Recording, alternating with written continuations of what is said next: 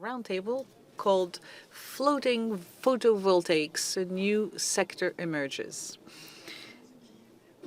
Something that emerges is something that comes out of a liquid part element. It's something that comes to the surface.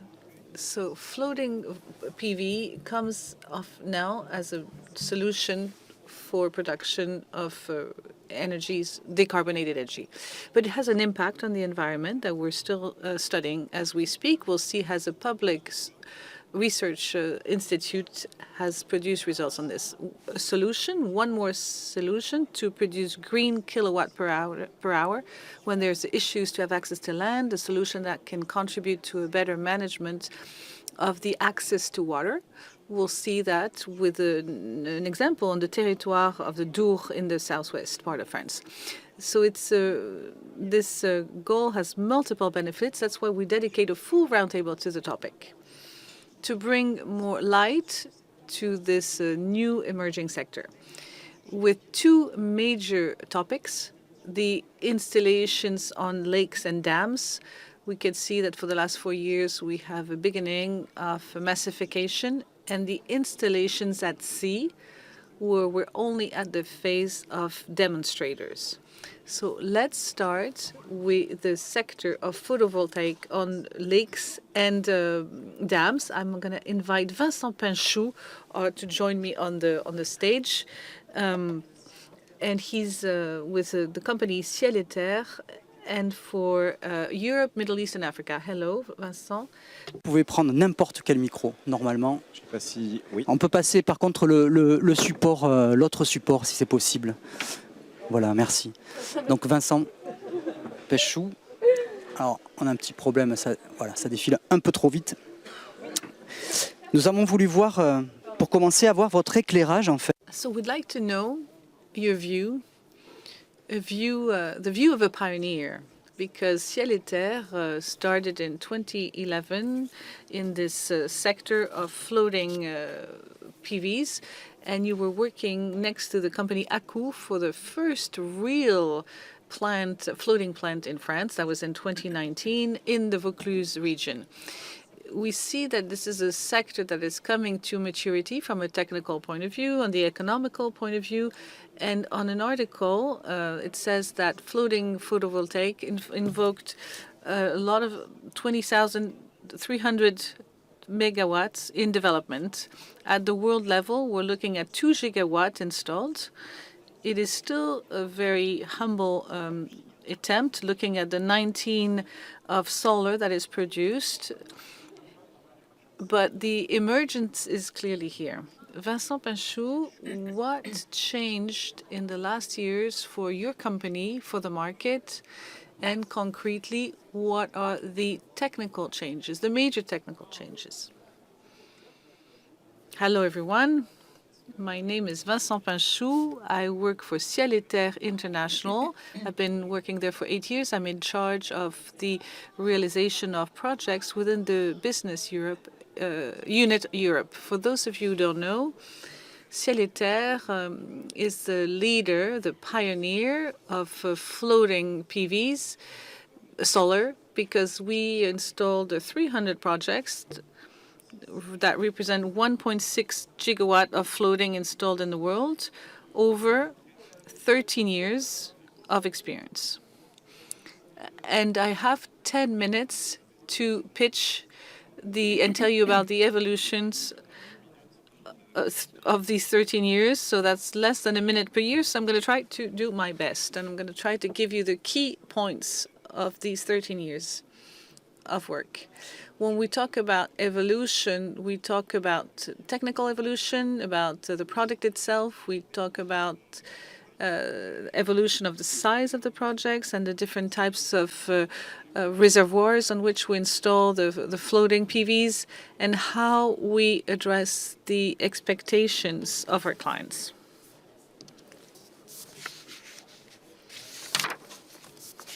The evolutions show that it's a growing market, as you explained.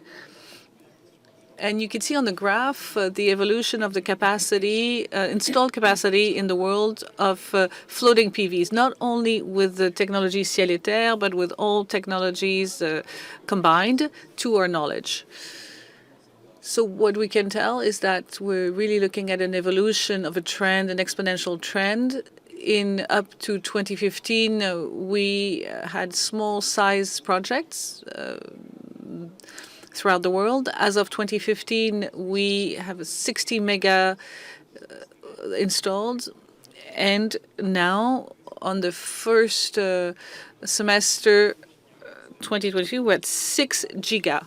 So which means that in 8 years, we went from, we multiplied by 100 the capacity that we're capable of installing. And we believe that we will keep growing this way in an exponential manner. Can you make a difference between what's happening in Asia and Europe? In the States, maybe? For a very long time, the installations of these projects started in Asia, and particularly in Southeast Asia, China, Taiwan, Japan. Maybe because the policies of development in these cultures are happening more quickly than in France and in Europe in general, or maybe because Europe is always reluctant to new trends and waiting to see what's happening elsewhere before they work on it.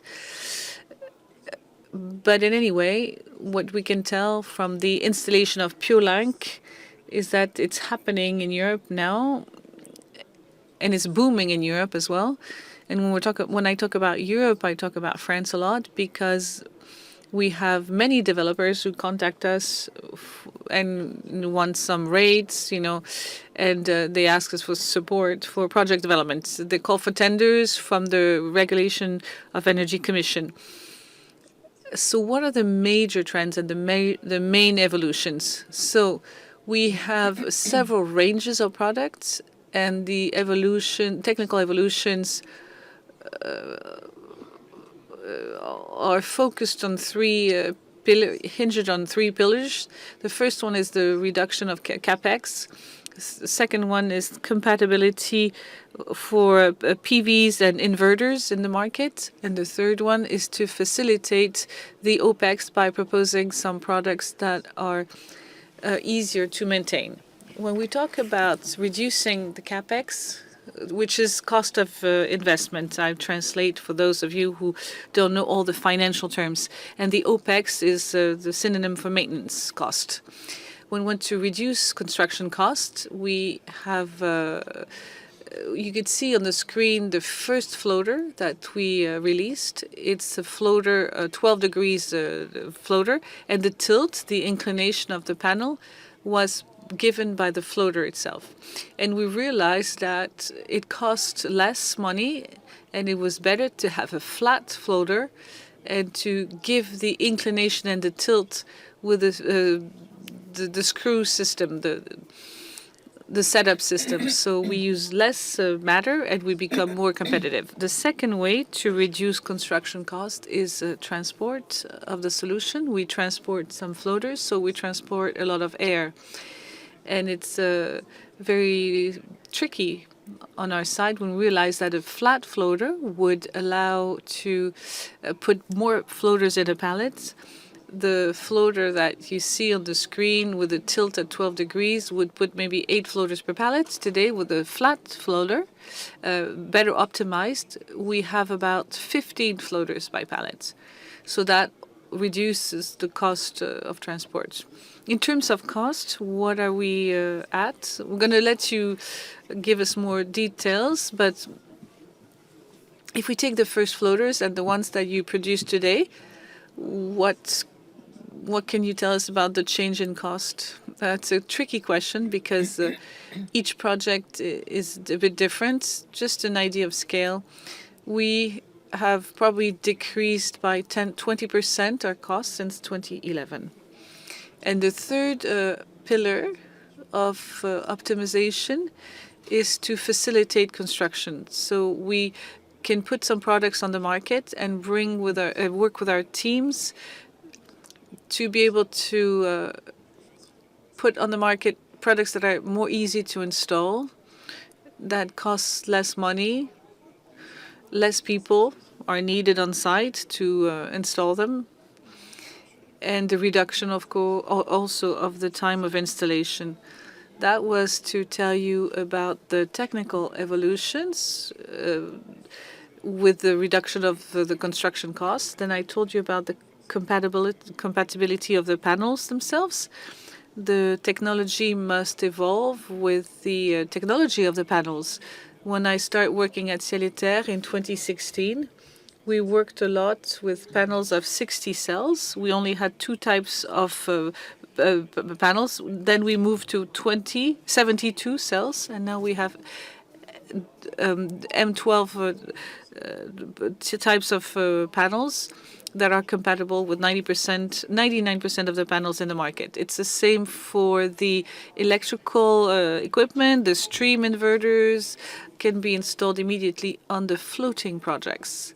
And the third pillar of evolution for the products is the reduction of the operation and maintenance cost by proposing some products and a system that is safer, that is easier to operate throughout the 30 years of life cycle of the plant and our clients.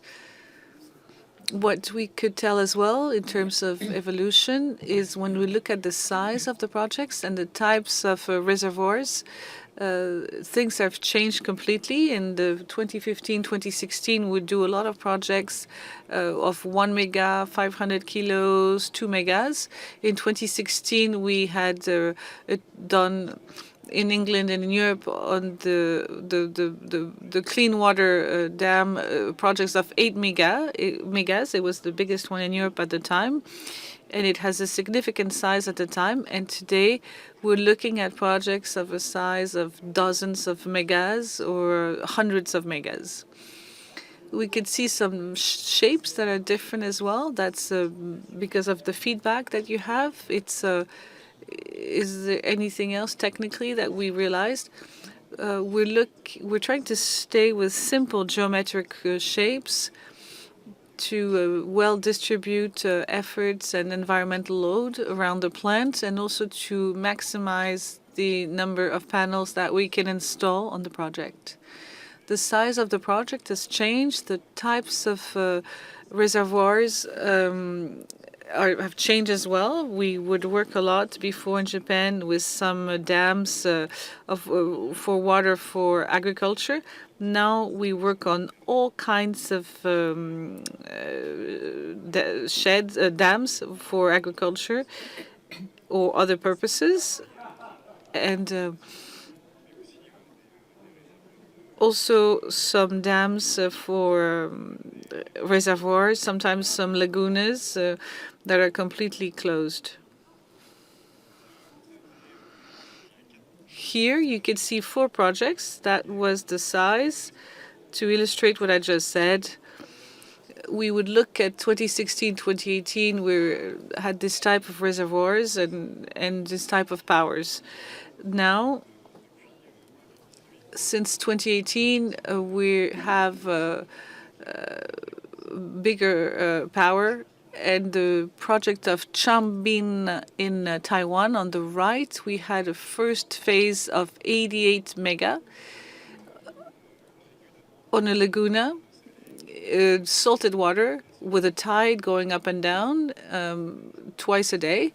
So the small islands are on the ground, and there were a lot of issues in terms of anchoring and installing all the technical equipment.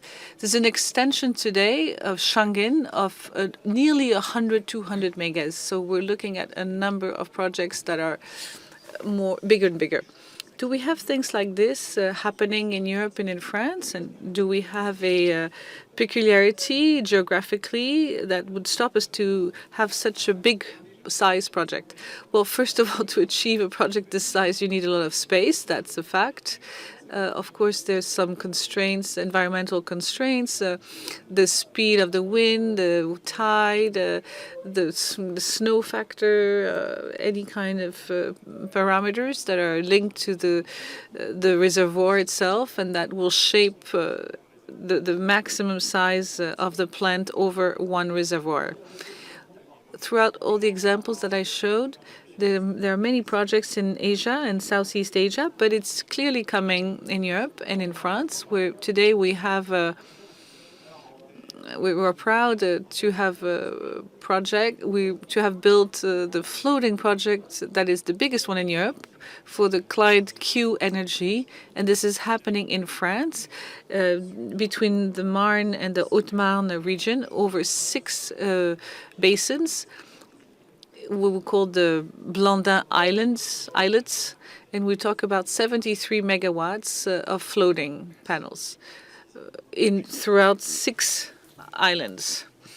The first phase of work has started 3 weeks ago, and the connection of the plant, if I'm correct, should be done in January 2025. And just to conclude, as a developer, as a project manager, the way we address clients' needs, if I'm putting myself in the shoes of a developer, his goal is to reach the sustainability of the project and of an FPV, floating PV, throughout the life cycle of the business plan. And to be able to achieve and deliver this sustainability, we're going to have to cross 3 elements. First of all, we're going to have to look at the conditions on site, the wind, the tides, the waves, everything that will have an impact on the design. Once we have studied this carefully, we will be able to come up with one particular product. Which type of product is the project? This is what we call the engineering of the floating system. Are we going to waves, and we need a bigger floater? There are many different options. And the last, we will shape the plant with all the floaters, because we cannot build whatever we want. We need to respect the good practices of construction on the anchoring system, for example, but also on the setup of the panels and the floaters among themselves to facilitate throughout the 30 years of life of the plant the operation and maintenance actions. Thank you to say it all in very good French, even if it is translated in English. We're going to move on to questions and take a few questions to maybe clarify even more what Vincent PINCHOU has said. If you need to hear more technical details, the evolution, does anybody want to jump in and ask the first question? I think I have somebody in front and somebody on the back. Short questions are better. Can you say in general that your projects that took place in France are on reserves of water reserves, or water that is stocked somewhere? And what is more at sea is more for offshore wind parks? Everything that was done in France today with the hydrolio technology, without, I think that 90% is on the basins for private developers, not for public developers. There was another question.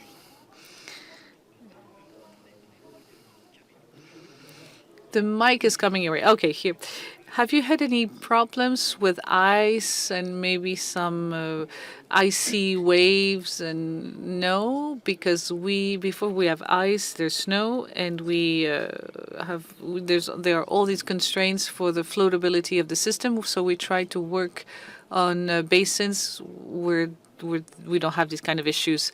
Yes, hello. What guarantees do you bring to your clients in case the system is on pause at the bottom of the lagoons? I think you were taking this example for the plant in Taiwan. In our design, our technology can be based on the ground if need be. It doesn't mean that it's going to be the same in all the projects, but in the conception phase, we will study all the inputs, the bathymetry, the type of ground. If it's based on the ground,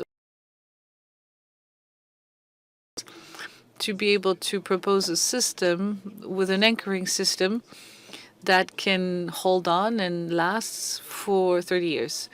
It's not just about saying our system is just about connecting floaters and it can be based on this ground as well. We're going to look at all the specificity and try to give an idea of the behavior of the plant throughout the life cycle. Do you give any guarantees of availability on the long run?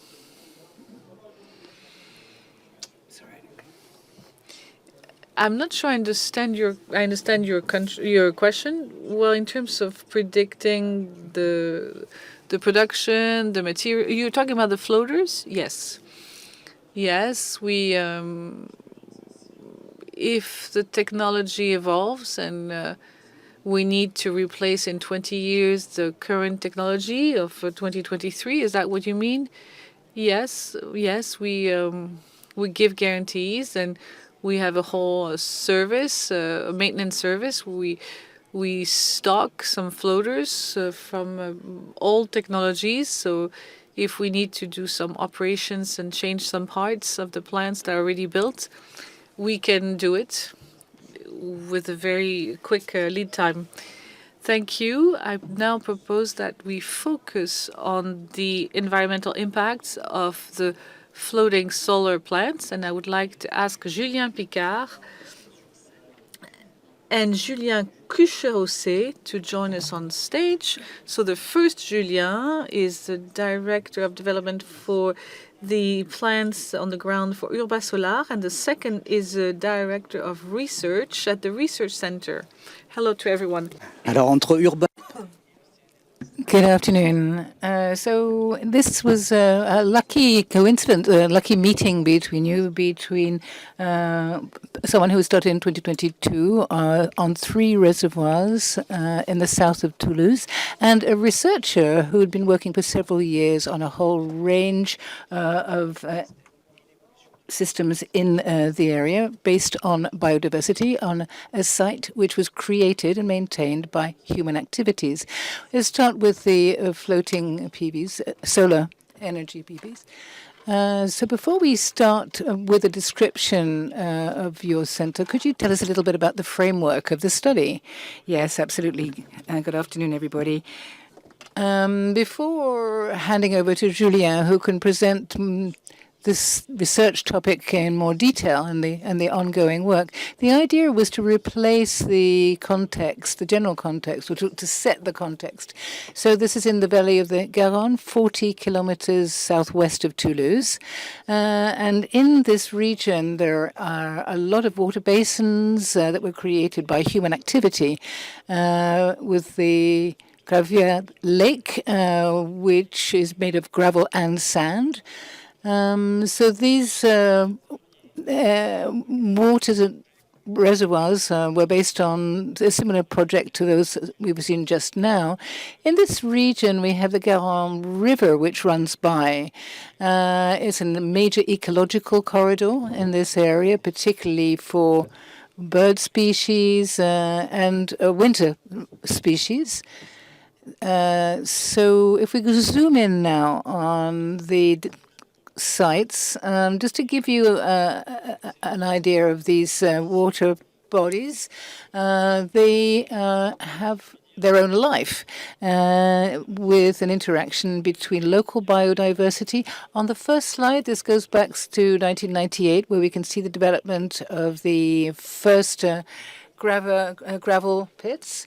And then in 2006, the Pesif lake was starting to be dug by the companies. In slide 3, if you can see anything at all, you can see these little squares representing the floating plants.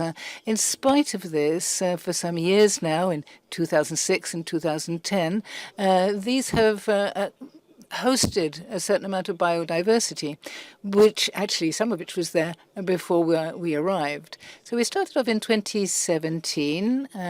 It was the wish of the local commune. They made a call for tender. And in 2017, we began on the work on the projects. The floating projects in France develop in the same way as the ground projects in terms of the regulations, the authorizations, and the studies. A few slight differences. You have to do bathymetric studies. We have to look at the aquatic fauna. But basically, the studies are the same. And very quickly, as of 2017, we could see that we were not the only people interested. There was a team from the University of Toulouse, CNRS, who were looking at these bodies of water and had been experimenting on these sites. So after discussing with Julien, we realized very quickly that it would be very interesting to work together, particularly in relation to floating PV. So beyond the compensatory elements, there was an opportunity. What was the interest for URBASOLAR in going further? This was an unexpected meeting. We didn't know that Julien was involved in these lakes, but we immediately began by looking at the possibility of continuing studies during the development stage and then in the construction phase to start looking at what might impact or modify what existed. It was a program beyond our regulatory commitments, was carried by Julien's team in partnership with us, but it really was a complete research study on its own, in its own right, with Julien can describe the financial system, which was rather unique. So if we look now at the work essentially related to this type of project, we're looking at a classic system, a plant which requires work that's much more limited in terms of space, because the main phase for setting up the anchoring elements takes place in the lake, but in sectors which are limited to the scale of the project. We had structural work, where the whole work area, the work site, was concerned, over 600 square meters for lakes between 70 and 1,000 1,000 square meters. And little by little, the construction entered the water. This shows you an illustration. This is the PC plant, which was started up in 2022. And on the right of the picture, we can see it being put into the water. The kind of carbon footprint is both ground and floating based. And the central solar, the solar plant, which you can see here. So these were all followed by the team, by the CNRS team, and they had been followed even before we arrived. Before handing over to Julien, just 1 or 2 points that we've picked up from this experience. In addition to the work by the CNRS team is the ecological monitoring that's been taking place since the work was initiated. We worked together with the a firm called Nectar. As I explained earlier, the work was very much concentrated in terms of space. The habitation around the surrounding habitation was very little impacted. There was a recolonization of by species which used the space previously, essentially bird species. And what was also interesting was the idea of bringing a new type of habitat, which was a more open area, which attracted different types of birds, as well as insects like dragonflies, which weren't attracted to this type of lake previously, or reservoir. We also, various different levels, we used the reservoir particularly in relation to the wintering species like ducks and other birds, or birds that might stop over during the migration process in the winter. And in terms of the number of species between now and the previous years, we're seeing a difference. There's also the using the banks differently, essentially by birds and insects. But what's new is the use of a PV structure. So this is an opportunistic support for various species for various reasons. We're seeing birds nesting, for example, because they can shelter there against foxes, for instance, who don't have access to their nests. We're also seeing dragonflies, for example,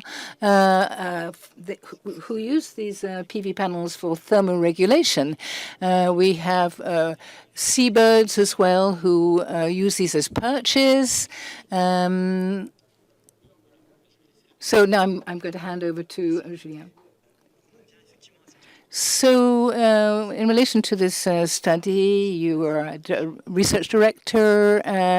We work with Paul Sabatier University, and you are a member of the Development and Evolution, Biological Evolution Laboratory at this university. And so, I'm going to... There's no more suspense here because you might be disappointed, but there will be no breakthrough declaration today because, as you said, the study is at its very beginnings. So you're going to be telling us a bit more about it. But you can explain to us perhaps the impacts, the expected impacts, how you work, and maybe some other information as well. So no major breakthrough declarations. It's going to be robust and factual. So perhaps the first thing that I can really bring to the fore is the relationship with biodiversity. A lot of people here understand the problem of climate change. It's just one phase in the process. It's just the big major problem is the question of the crisis of biodiversity. And if we try to work on the issue of climate crisis, we mustn't overlook the biodiversity side because it's two sides of the same coin. So it's important to really take into account interventions and developments.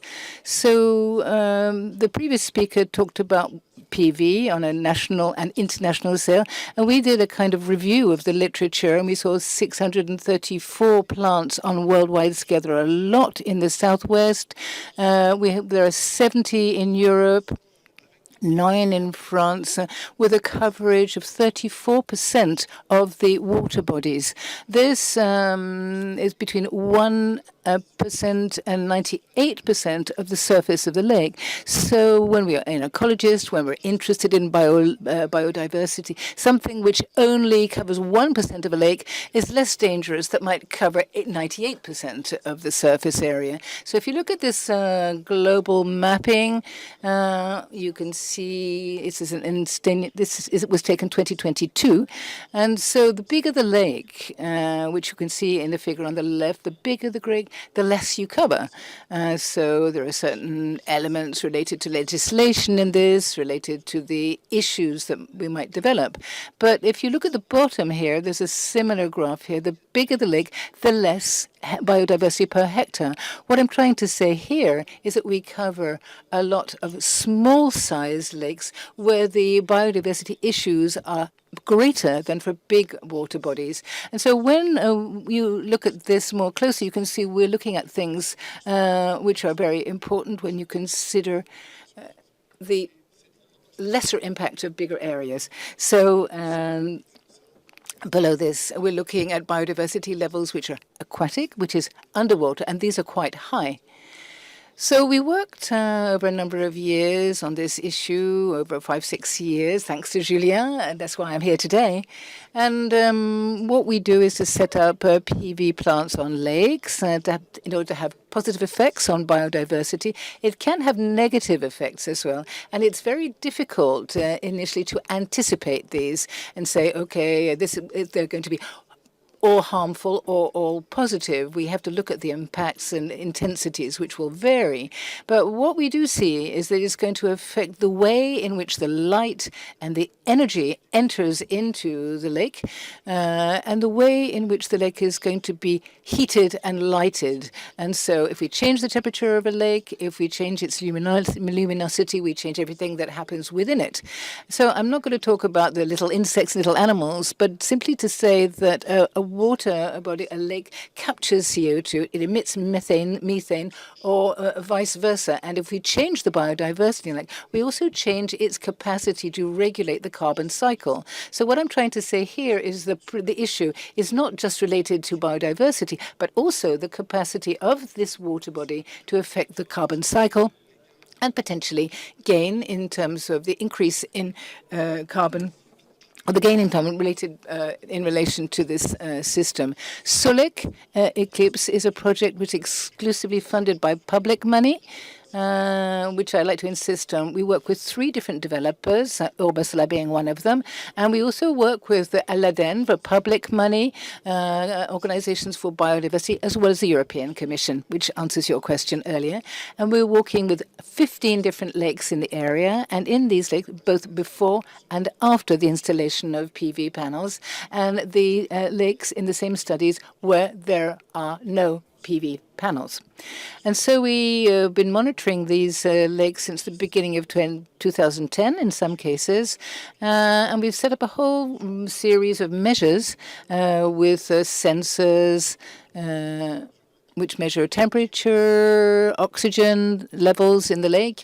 We apparently the installers can sometimes reduce the water levels, and so we're going to be able to engage them in helping us. And this is called co-activity, which you're familiar with. So we follow through the seasons, through plants, lakes where the plants, we look at phytoplankton, algae, and this little insect here is a daphne, which is a zooplankton. There are dozens and dozens of this type of species in the plankton. And my colleague in the photograph is turning over the floaters to have a look at how they're colonized by microalgae, as well as a whole range of invertebrate, small animals. And we ask ourselves about the role of this colonization in terms of the durability of the panels. And we were talking earlier about birds, which appropriate these panels. We look at what happens underneath, in fact. But it's exactly the same. The same floater is exactly the same. So every 2 years, some photographs here show what we do. We look at what's happening in terms of fish, the greenhouse gas emission, to try and create a kind of global synthesis of the gain in terms of carbon. Carbon being one of a number of specifics that we look at. Experimentation, in terms of experimentation, what really characterizes is that we are theoretical ecologists. We don't do things which are necessarily easy to understand by the public. Okay, we can understand this. And so we've been making efforts for a while. But what I'm trying to say here is that there is no one lake which is identical to another. So it's interesting to compare them. What the public services ask us to do, including the developers, to look at the percentage of coverage of the lake without having a negative or harmful effect on biodiversity. We've been working on this aspect. As the previous speaker said, we work on square shapes. We try and put, we can put more than 65% of a square within a round shape. So we put them in trays, and we can see twice as much effect when we double the size of the coverage area. So we're looking at the functioning of something which is artificial. But I have brought along some results for you to have a look at. In these basins, before the installation of these small PVs, there were no differences in temperature as might be expected. But with different levels of coverage is going to have an effect on reducing the temperature of the lakes of about 2 or 3 degrees. And these are results which we also find in the bigger lakes, which I referred to earlier. And so just to finish, because I think I have a final slide here, we also work with an experiment using floating material with PV panels. And you can see the modules that we're setting up. These are mini plants, 4 panels on floaters with a 6 by 6 meter lakes or water bodies.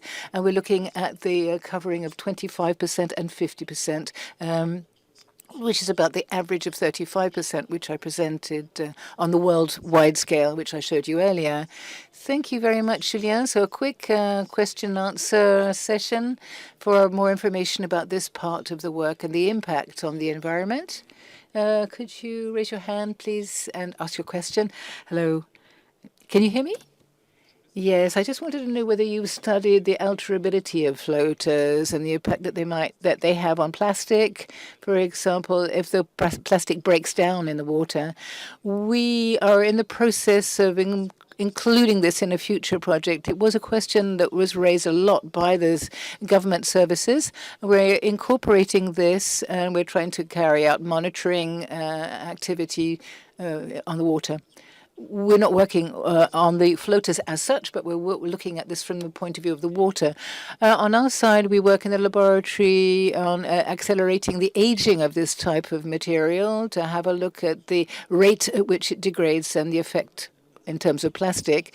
While waiting for the second question, what is the status of research on a worldwide level? Are you precursors? Are you working in the dark here? We're working in the dark, yes. We have a few teams in North America, English, British colleagues, people in the Netherlands as well that are starting. Most of them are not ecologists in aquatic milieu, but as far as I know, this is very limited. The activity is very limited in this particular topic area. What do you think about the negative effects on birds? And the second question, what do you think about solutions related to the performance? And do you use net cleaning solutions in your lake? I don't have any particular response that I can give you in terms of the wildlife or scare permits. It would be against our commitments and our work. In order to obtain authorization, the idea is to be able to to set up structures with the least possible impact, and the solutions of hazing or using scare permits would be at issue. Problems as well of bird excrement, raccoons, and for example, we have a lot of seabirds, seagulls, which eat crustaceous shells. But we haven't any more particular information on this aspect. Hello, a question to Julien from the CNRS. We know that climate change is going to heat lakes. What is your point of view as an ecologist on the installation of PV panels? How could this fight against the increase? This is a very interesting question. We have results showing 2 to 3 degrees. This is not nothing. You know what's happening in the next in the coming years with these 2 to 3 degrees. If we simply reduce the temperature, this is obviously a positive outcome. But the fact of removing the light, modifying the airflow, means that we would probably compensate the gains. So there's a thermal gain, which is obvious, but cooling, which is a very interesting, a very positive thing, but it may be counteracted by the effect of modifying airflow. So to be perfectly honest, we'll only be able to answer that question in the coming years, in the next few years, because it's a complex issue. A question here at the front, just right at the front in the middle. And that will be the last one for this session. And then we'll come back to other questions later after the last speaker. Xavier Derollet from SSEG. This is for Julien Picard. Well, have you measured the reduction of evaporation or the mitigation of evaporation on these lakes? Not at all. But I think maybe Julien is the one who might be able to answer this question. So we're not doing this with the lakes and the artificial lakes because there's a relationship with groundwater. But through our experiments, we're seeing a reduction in temperature, but also a reduction in evaporation rate. This is known in the literature. Some of our engineers have been showing the effect on evaporation. So you're working. I'm sorry, I can't give you any figures on this, but it's talking about physics. The cooler the water, the less evaporation. So something does happen. To say that this is the solution, so that we're able to have more water in the future, is something I wouldn't stick my neck out for. So we're now going to be moving on to the last speaker for this session. Thank you very much. So there's going to be an environmental impact. So we've understood that we can improve this situation, but there's also a social impact. We're seeing this with wind turbines on the ground and renewables as well. However virtuous they are, the large-scale renewables can have a negative effect. They change the countryside as we know it. With the artificial lakes, the local population often consider these as natural sites. In the terms of wind turbines and PV, what can we say in terms of local appropriation or ownership of these sites? What can we do to really, in terms of what's happening in terms of local opposition? This is a vital question, i.e. water, and it's even more vital in the sense that we have people who are dealing with this water. We're going to call François Xavier from the ADU to come up to the front here. You're in charge of the biodiversity system. And your case is very interesting, Mr. Kwambe, because your structure is responsible for a big hydroelectric center to secure hydro production. This involves 30 major reservoirs, 22 of which belong to your institution, and you can see them here on the map. And a few years ago, you came up with the idea of PV being able to help us financially to maintain these reservoirs and maintain the quality. Can you tell us a little bit about how you came to think this? Hello, everybody. So our institution is a public organization set up by the 4 departments. So this is the southwest of the southwest region. These 4 departments, the Hautes-Pyrénées, Gers, and Pyrénées-Atlantiques. So we're looking now at the major water cycles with the water balance in the basin, particularly the extremes of water, or the preservation of the people and goods against flooding, as well as the support in the form of allowing a certain water course which is in a natural state of deficit, to be able to supply it during a period, for example, during the summer period, so that there can be aquatic life as well as anthropic use, human use. So if we look at the Dour area, which is a croissant shape, a crescent shape, so 80 square meters. Investment was put in by the public sector, and the function is used partly by some of the users. These reservoirs came out of the will to help agricultural irrigation and to improve the life of the area. In recent years, we have been destocking. We've been using half for agricultural use and the other half for water treatment stations, for example. This water, which is stored here, costs something, and which is paid unstocked, is paid by the local users. But the people who benefit from the water treatment processes are not actually paying for it. This does involve a cost, and the reservoirs have been in existence for 30 years. In some cases, there's been slippage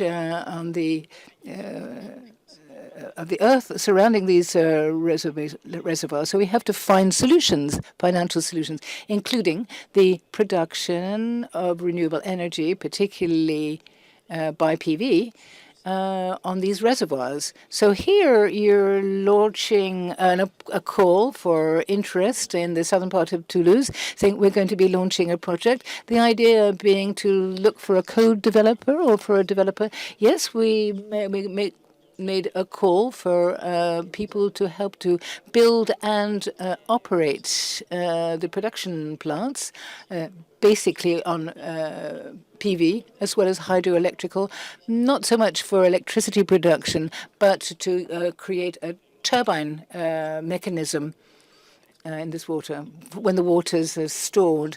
So we founded a company with the 4 structures or the 4 syndicates from the different departments. So the 2 regional structures are part of it as well, Aquitaine and Occitanie. We are going to be essentially responsible. So this is a period over several years. It's a colossal project. We're now in the study phase on the overall project in several phases. So to give us a vision of whereabouts this is, and there's something about the context as well as the uses, who lives around here, who lives in this place. In fact, we wanted to share this picture because we felt that it really represented all the issues at stake. We're talking about a reservoir because this is why it was created. It's an industrial tool. It's a reservoir. But in other terms, it's a lake.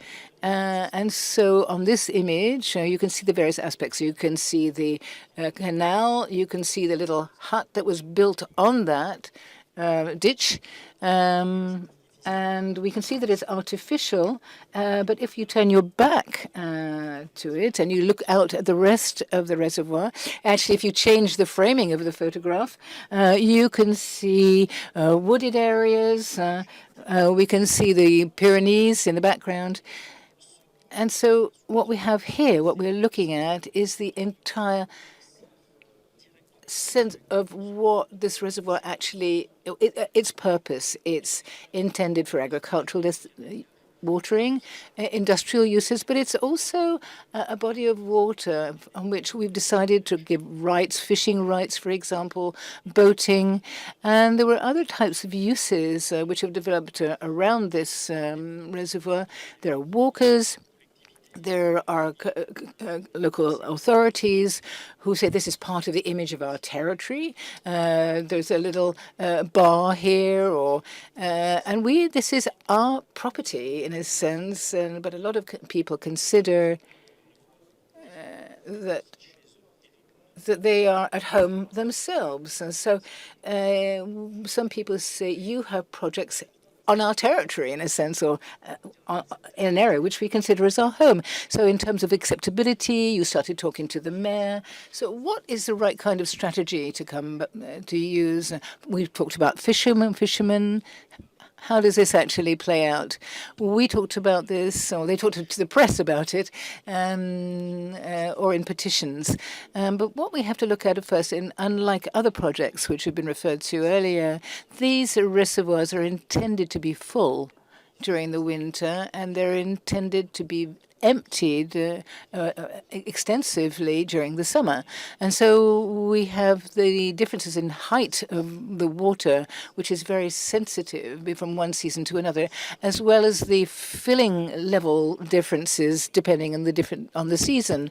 Sometimes there's only something like 15% of the surface area of the reservoir which contains water at the end of the season. So apart from the questions of the PV project, these reservoirs have a life in terms of its use, and so people are used to this.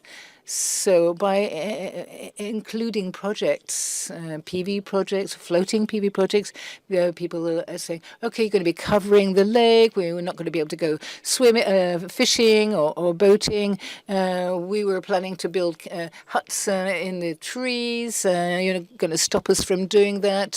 From the dike, I can see the Pyrenees. If my view is going to be cluttered up with PV floating panels, it won't be the same. So there are a lot of different people who are entering the debate. And the question is, how do we approach this one by one? One of the things that was said earlier where we were talking about scientists are here to give us facts rather than making, groundbreaking declarations. Opinions that are expressed after an evening at the bar, for example, between that and the reality in terms of what's been demonstrated shows a gap between the two.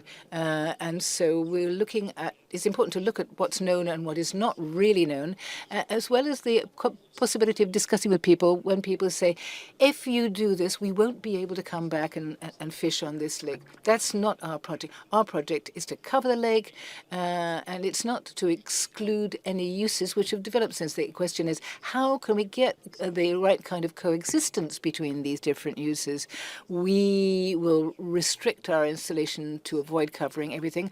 Other uses will perhaps have to reduce in size, but it's not you or us. It's not us and you. So with these uses, whether they be nautical, boating, leisure, fishing, or whatever, we mustn't break this down into us and them.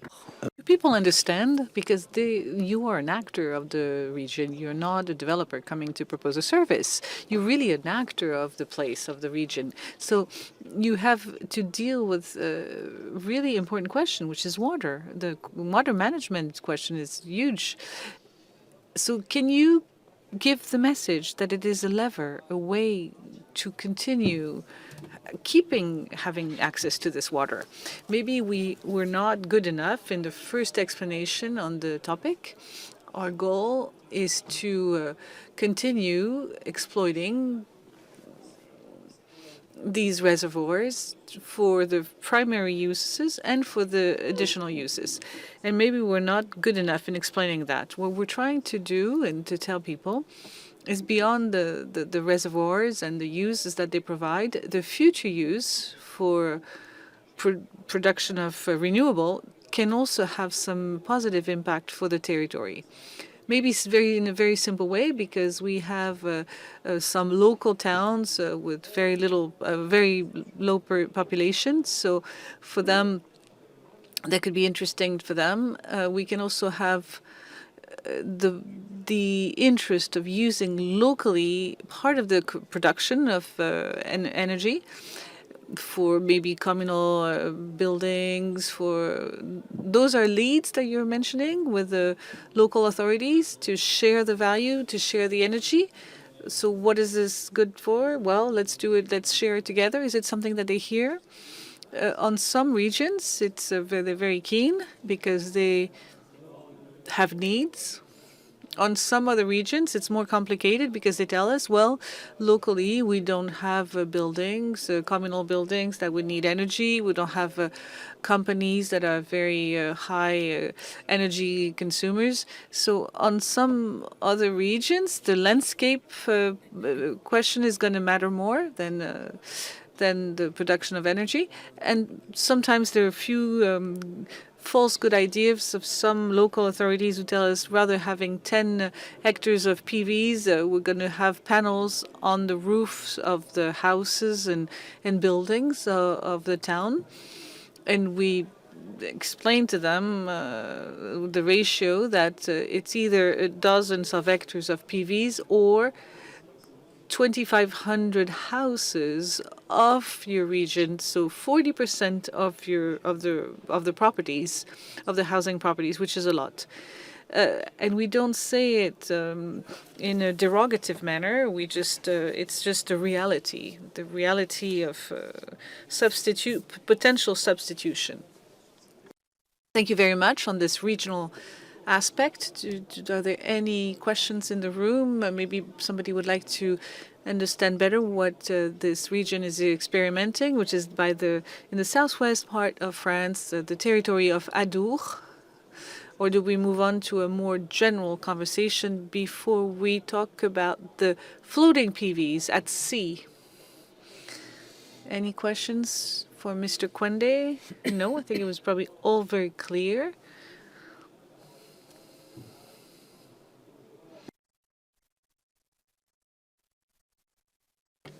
So, okay, so let's move on to a Q&A session with the public. We're going to try to think short-term about the conditions of feasibility, economical and technical feasibility, and then we're going to open it up to a potential site, a potential French site, huge one. It's the National Institute for Solar Studies, estimated to 10 gigawatts total. What is the idea, the perfect situation of the perfect site? There's no good or bad site, like there's a good hunter or a bad hunter. There are more sites that are easy and so that are more complex. And the easy sites are going to be sites on which we have a lot of information on the reservoir. I was talking about the site conditions. It means that do we have enough information on the variation of the water level, on the quality of the soils, on the bathymetry, on all kinds of constraints. So getting all these information makes a site easier or not to deal with. It also helps us when we design the engineering of the plant. I'm talking about the anchoring system to make sure that the plant stays where it's supposed to be standing on the reservoir. And other elements as well that would make a site easier to manage. And it was shared by Julien. It's in terms of the construction. Can we have some reservoirs with enough space on the banks? So we can install the projects smoothly with the storage space, with an easy access to unload the equipment, whether it's the floaters, the panels, the wiring. If we're looking at a site that is very closed, very far away, with maybe the banks covered in vegetation, it's going to bring more complexity. I'm going to make my question more precise. Should we stop small projects if there's some environmental issues, questions of profitability? Is there such a thing such as a minimal size? I think it's more a question for the developers. Technically, we can do some small projects at CIEL et TERRE or big projects. There is not really a limit, a technical, physical limit. It's more in terms of the investment, I imagine, and profitability. To complement what you said, there's the technical difficulty, but also all the regulatory difficulty. Before technical, it takes from 3 to 4 years of development in order to obtain all the authorizations. And if a few years ago floating solar was perceived by the authorities as a new and interesting way to avoid conflicts of use with the agricultural sector, today people are not thinking along the same lines, and there are more fears and questioning because of the potential impact of these projects on the body of water. So that's why it's very interesting that we're having this exchange today and all the works that are being started. So how can we put together these projects? And then the size of the basin will be maybe a way to get there. Depends also maybe on the age of the water basins. And some lakes as well are rehabilitated in a particular way. So it's if the person who built them has planned for a body of water with a high environmental value, it will be different than the standard one. Thank you. Questions? There's a question at the back of the room. Hello, I'm wondering, how do you manage the natural disasters such as flooding? And are there risks that the panels leave? What kind of problems can we have? How do we manage it?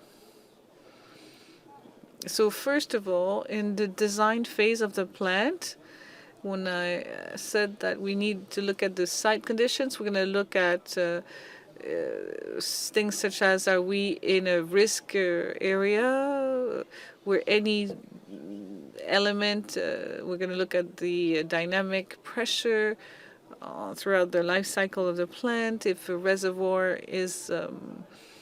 has a high level at 10 meters, but that we potentially can have a flooding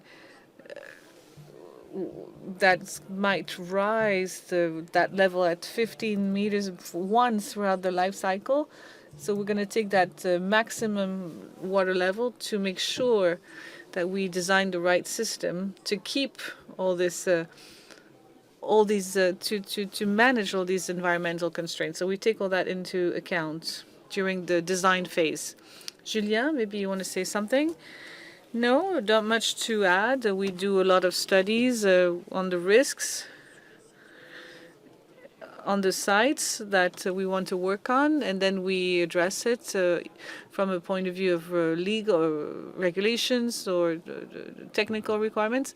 So we're looking at an issue of water that would rise naturally, not on a flooding regime.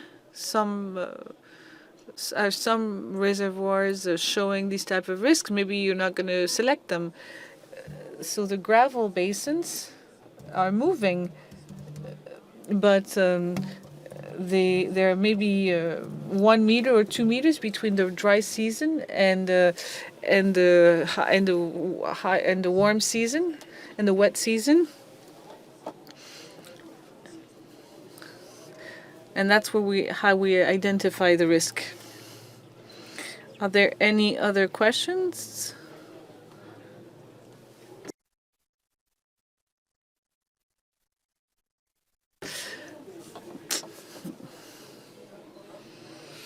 Hello, I have a question on the security side, particularly with everything that you said on the reservoirs. You want to keep the activities that were created versus fishery, for example, fishing activities, and build the floating plant at the same time. Are there any electrical risks for maybe to link the fishing activities with an energy production activity over the same water basin? This is the basis of this type of project, is to exclude these types of risks over through the whole body of water. Yes, in the declaration of intent, we limited our ambition And so the ambition of the developer on the area that would be covered by the installations, for two reasons. First of all, because we want to create financial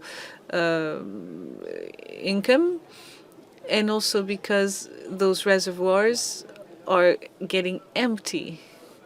So we want to do floating PVs. So we want to ask ourselves as little as a question as possible on the floating PV that is going to become hinging on the ground. And then the safety issue will be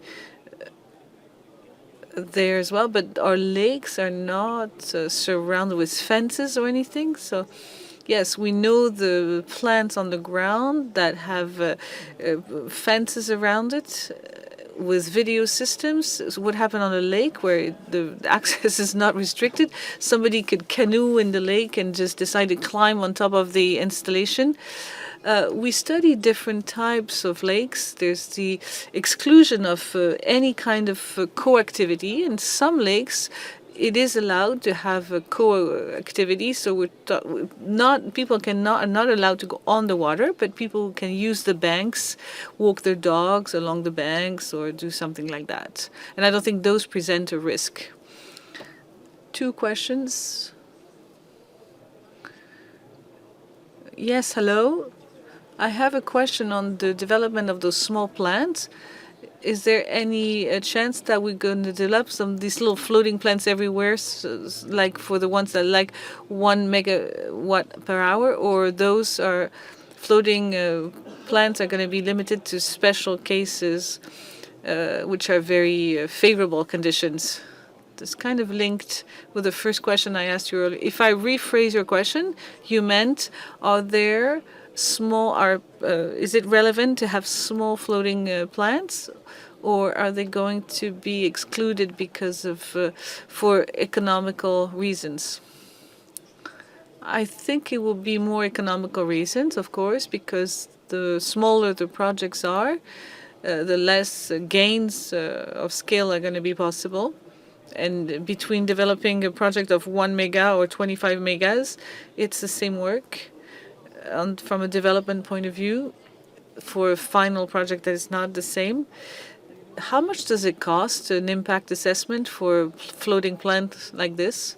Well, you should probably ask all the colleagues who are in the fair, but it's between 40 to 60,000 euros.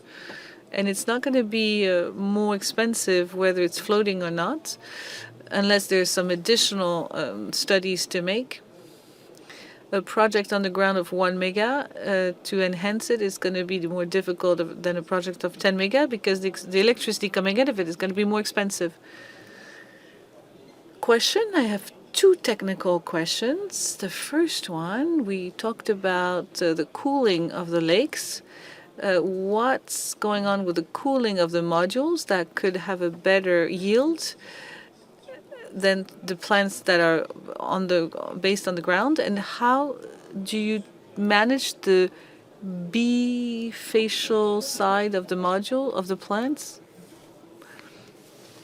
So looking at the cooling effect, we know it exists because the temperature is fresher, is cooler at the level of the water than on the banks.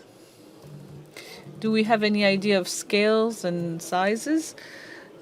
Well, yeah, the reservoirs are so different from one another that we cannot really set up a rule on the temperature and on the gain, the production gain that we can have. We know that on studies that were conducted by some entities would be at between 5 and 10%.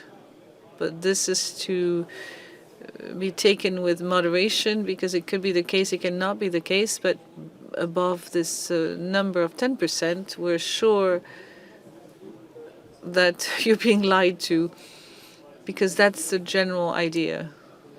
The second technical question, how do you manage the double service aspect? what we notice about the raise at the level of the water, the reflection is very low. It's 0.1 to 0.2. So you have to align it with the cost of double service panels in general. But it's very different from installing panels on reflecting matter, such as snow, for example, because that would have a better, that would be more efficient. It's not because it's on water there's going to be more reflection. So I think we're going to wrap up this session. Thank you for the speakers. You can applaud them and thank them. It was an extremely fruitful conversation. And now we're going to move on to the second session of this round table. And this time we're going to look at the floating PVs at sea. This is a very novel subject that we present on this Energaia fair. And I'm going to ask two persons, Charles Madja, who's director for Arema Energies, and Aurélien Cros for Solar in Blue, two companies who actually made a great progress in the development of their project by commissioning their first project. You can take a mic. Charles Madja, let's start with you. You're the director of Arema Energies based in Toulouse. We're going to watch quickly a quick video that you made for us at Energaia, which presents your company. And I don't think we moved on the agrivoltaism. That's the next roundtable. So if we come back to our own panel, that would be great. So we can watch this short video.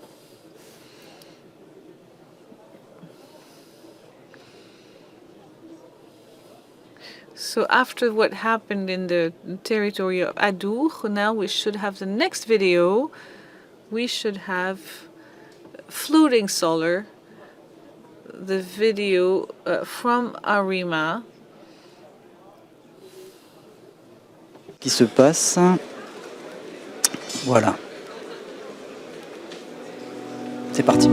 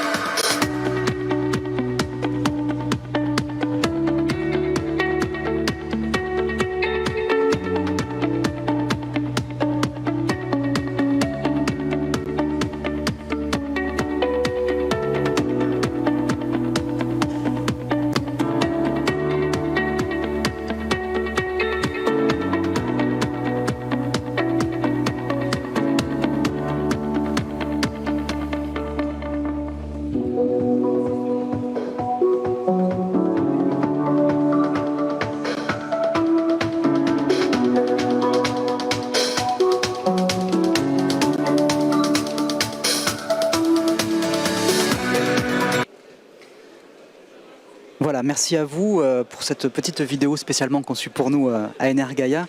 Thank you for this video. Charles Madja, you built your company 14 years ago and it has a very particular profile. It's a small company that has all the qualifications to place the PVs and to have solar pumps and heat pumps.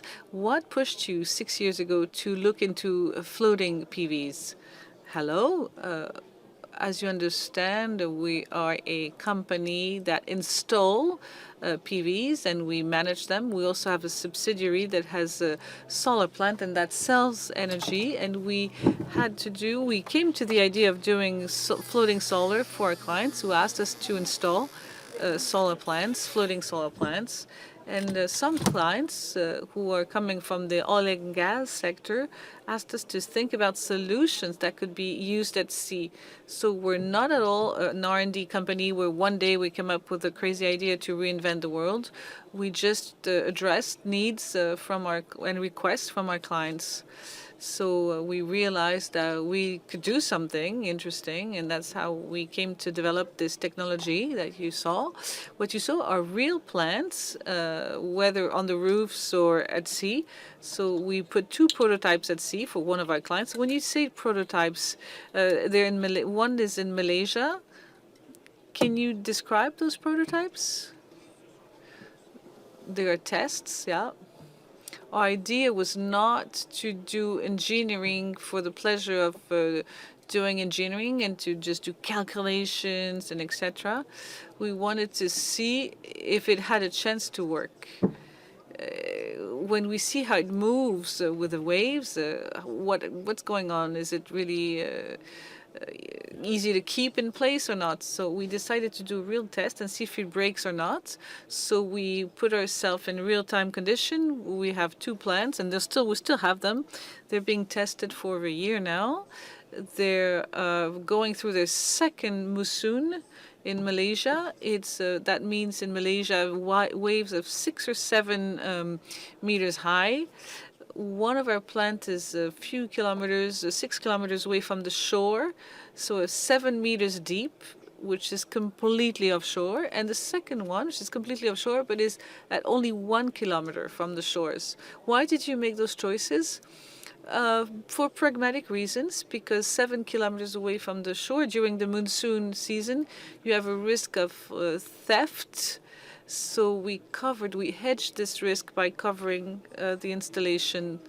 This is by having a second one. So that's the reason. So what you're saying is, in terms of installation, those are traditional panels, or are they already new? And is it a new technology? Or the floaters, maybe it's confidential, but what can you tell us here? What kind of equipment are you using? Beyond the equipment, the first reasoning that we made was to try to have something that was competitive for offshore with solar. Because if we look at a few simple ratios for offshore solar, we have capacity factors of 40%, and at sea, we have a total user rate of the plant that is going to be more around 20%. So solar is today the cheapest energy of all renewables, because the panels are cheap and the installation system is cheap. So we can have a kilowatt per hour that is competitive. Even we only have a capacity factor of 20%. When we put it at sea, we add some constraints, some costs, yet we don't increase the capacity factor. So our first challenge was to find a solution which would be compatible with this economic reality of solar energy. That's why we started off with solutions that we knew well and that we customized to adjust them at sea, in terms of anchoring, of module support, in terms of materials, by keeping the cost down, particularly the installation cost down, because we wanted to avoid all the solutions like dry dock or cranes that are profitable only of wind parks that much bigger. So the size of the demonstrator, what is it in terms of power? We're looking at demonstrators of 15 kilowatts, so it's very small. But that's what is paradoxal in the floating solar. In terms of anchorage, the demonstrators of 15 kilowatts are much more difficult to anchor than bigger ones. So we really started with a crash test and decided that we're going to put it in the worst possible conditions. We designed it to resist those terrible conditions from a practical point of view, from an installer point of view, because our DNA is that's what we do. We are installer, we're not designers. So we started from an existing concept and we customized them to be capable to resist extreme conditions, and we learned a lot, and we learned a lot of things that we didn't even suspect. For example, I'm going to start with the things that we imagined, which were obvious. Très simple. This is very simple. The first thing is the dirt factor. Everybody's saying out at sea, you're going to have salt in the wind. This is going to affect the capacity and the yield of the output. I'm not a researcher, don't ask me why, but this is not actually the fact, because in the climate that we were working in, this isn't a generality, but we're looking at the results of a test. In the climate that we are working in, the natural cleaning by rainwater, which exists in all our plants throughout France on roofs, is carried out at the same level. And this is the very first interesting result. So the other questions that we had were okay. When we look at the market for floating offshore wind turbines, we're saying there are quite a lot of us involved. There are a lot of us on this planet, on a lot of different countries, looking for solutions to be able to put PV panels out offshore, with so numerous tests that are carried out in Southeast Asia, in Europe, essentially in Europe, in fact, with very different technologies, but can be classed in two families. We have the platforms, which are a little bit like oil rigs, but on a smaller scale, where there's a lot of metal, where it works, it functions. It means a lot of effort, a lot of metal, and a lot of holes. And so it's still costly. And we have solutions which we call surfing solutions, or wave riders, rather. And this is a solution which surfs the wave, rides the wave. And obviously, before the test, a lot of people who said, oh, no, it's the submersion level is too high, and we had very high-level computer results, which helped us and meant that the panels that we chose, just like the PV panels on roofs, when it rains, the same kind of situation as offshore. And when a panel rides a wave, it resists. Thank you very much, Charles Metcher. One or two questions you would like for more explanations of before moving on to Aurélien Croc? Okay, so if not, I'm going to move straight on to what we were talking about right at the beginning of the roundtable. Are there any questions in relation to that speaker? So right at the end. Oh, there's one over here.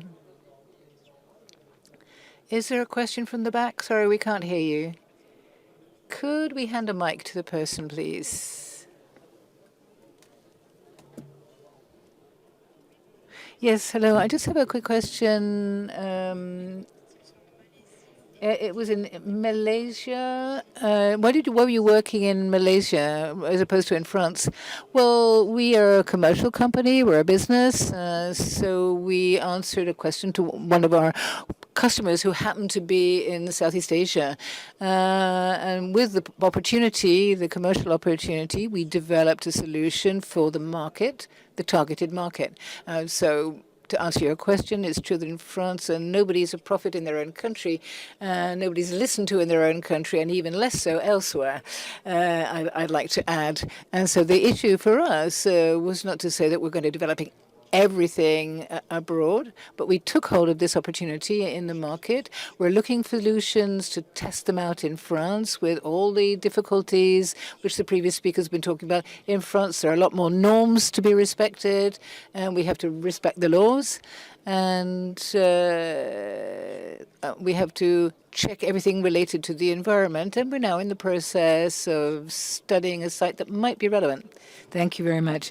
Okay, so I'd now like to turn towards Aurélien Croc, and you are the managing director of Solar in Blue, which is based in Montpellier, and behind this little innovative company, there are three friends who love science. Adolescents, they produced micro rockets, and they started creating a concept, a photo PV concept, which was a floating version. Is that right?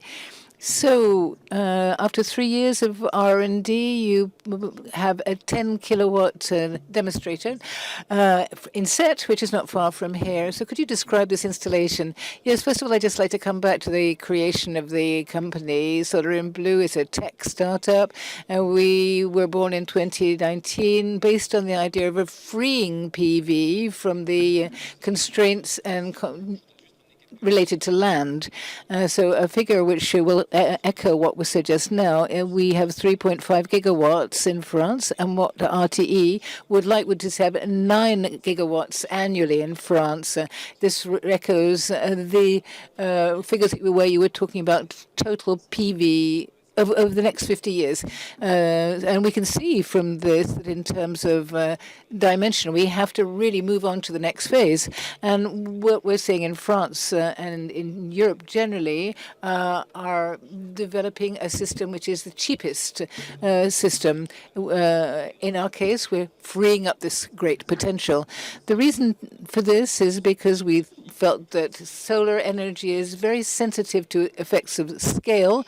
The less you produce, more expensive it is. So it's of interest to have large-size areas with difficulties getting to large areas, working in areas where there's land pressure or pressure on land usage, from architecture, for example, from agriculture. And so it's important to be able to move offshore to overcome this issue, where more than half the new solar capacity in France is taking place on less than 50 kilowatts. Tiny, very small installations, which are very expensive. So our idea was to create this to shift into offshore with our industries and our ports and our coastal zones. We wanted to be able to make up for the production costs. We wanted to be more competitive with 50 euros per kilowatt, and to do it by optimizing our social acceptability. So we know in France that a project means we have to have a demonstrator. It involves a whole range of regulations. And so we took the time to do this with the idea of not just proposing a form of technology, but something which is socially acceptable, as well as from the visual and environmental impact point of view. So this is our innovation. It's a floater which is able to resist very difficult environmental conditions at sea, with 200 kilometer per hour winds, resistance to corrosion, for example. When we're dealing with metal structures, it's quite difficult to get them to last 30 years. We're looking at an innovation today which means that we can maintain that 30-year period. And we've integrated as part of our design questions like the possibility of being able to capture light or biochemical exchanges on the surface. We looked at that at the interface between the ocean and the atmosphere. So everything that should happen from a biological or chemical level, everything will have to take place as if we weren't there. And with these panels, they're very, very resistant, as Charles said earlier. It resists sand in Saudi Arabia, for example, thermal amplitude differences, which are enormous. So from our side, our solution was, which is a wave rider solution, we wanted to follow the rolling of the waves and having an airflow, which means that we can preserve the device from what would otherwise stop it from lasting for a 30-year period. In terms of height from the water, yes, this is very important. We're looking at 3 meters, 3 meters 50, so 3 kilometers distant. We can no longer be seen. And we talk about discussions related to marine structures. What we can add is zero visual impact as long as we're working between 3 and 5 kilometers from the shore or away. So we inaugurated at the beginning of the year with the port of Sète. It was the very first offshore solar farm with 2 modules that were connected, which are able to create a wave riding effect thanks to the innovative patented solution. We got our permit, and what's important is that this solution is in the service of decarbonization of the port of Sète. Like other European ports, Sète has very ambitious goals for decarbonization of their consumption. They already have solar roofs, etc., but that's not enough. There are new usages that need to be electrified, for example, services at quay, for instance, and this is part of their decarbonization process. And so in the same way as we can find negative effects or zones which are difficult onshore, offshore, it's the same. And it's important to make available areas for boats to moor, for example. So we were supported by the Port of Sète, by the ADEME, to show that there were customers in this segment, such as Total, ENGIE, and other companies have supported us and shown interest. We wanted to show the reality of the fact that there are port areas which are already being used. So we wanted to look at the terminal arrangements for offloading hydrogen offshore. And today, in the same space, we're going to be able to produce electricity.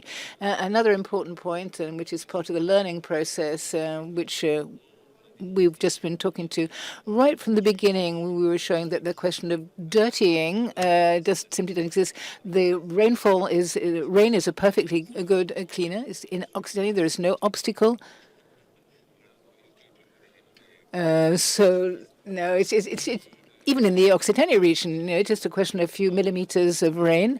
We have positive effects. The fact that we're 3 meters offshore, off the water, makes things much easier. And also in terms of the fact that the temperature is lower offshore, this means that things function well. And so we're very, very pleased with our initial results, which leads us to the following stages. The following stages, you've seen the Sunset, the 20-kilowatt project. This is what we have today. The first results are very positive. And so we're launched towards increasing from 1 megawatt with this installation. We're looking at 2025 for a bigger, more commercial project, which will be a commercial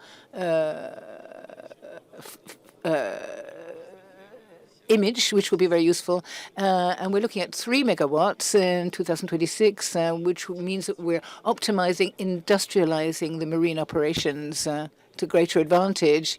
If I'd just like to quickly add one thing, this is relating to our ambitions, which are much wider. The ports and coastal industries are our first market, and these are for small-sized installations. There's a big potential in the Mediterranean. We're looking at the islands, for example, islands which need decarbonized electricity with our systems, which are visually can't be seen beyond 3 kilometers.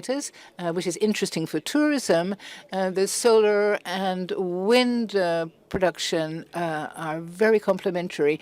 So wherever you have a wind turbine offshore, you can produce the same PV installation next door, and using both plants with a cable which you would only normally be using for wind times. When you see offshore projects with billions spent on the cable, the same cable can be used 30% better if you add on PV. So the social acceptability has been positive. There's no geotechnical risk. There's a huge potential. We love innovation for that very reason. And the idea is to rationalize the use of space out at sea so that we can use cohabiting systems which have very virtuous results. Thank you very much for this quick summary and overview. Would anybody does anybody have any questions for more information about Solar in Blue or information about this offshore photovoltaic technology? Yes, I have a question in relation to the underwater cables and something about the environmental studies and the results of these studies and the impact on the sea floor. These cables in general for renewable energy, or in this particular case with specific constraint? Generally speaking, we tend to use the same cable for wind turbines. So it's valid for both, in fact. So in the impact study, we really focus on our anchoring, which are to be as little invasive as possible. The cable is usually installed by RTO, which is their perimeter. When we are looking at specific effects, if you want to be invisible in terms of wind turbines, you have to be at least 20 kilometers offshore, whereas we can do this in 3 kilometers. But I think one of the first results is that we already we'll be able to have 4 times shorter cable, so much less impact from the cable itself. Any other questions? No, I think we'll come back to this topic at EMEA. This is just the beginning because, I think you've really summarized the major issue here in a close environment. Floating devices are going to be a real topic, particularly in the Mediterranean area. Thank you very much for this presentation and discovery of PV offshore for us. Thank you very much. Enjoy EMEA, and we'll be working on the agrivoltaic session in a very few moments. Thank you very much.